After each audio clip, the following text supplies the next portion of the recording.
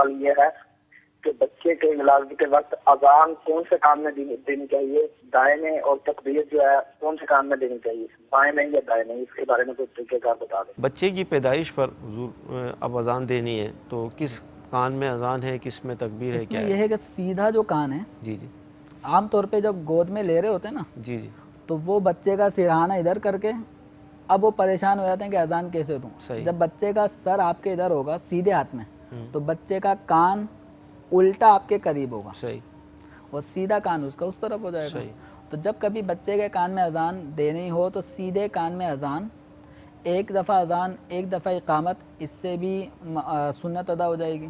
بہتر ہے کہ 3 مرتبہ اذان ہو اور 4 مرتبہ اذان ہو اور 3 مرتبہ اقامت، تو سیدھے کان میں اذان کہی جائے گی اور الٹے کان میں اقامت کہی جائے گی۔ صحیح۔ اگر کسی نے اس کا الٹ بھی کر دیا تو کوئی گناہ کی بات نہیں ہے۔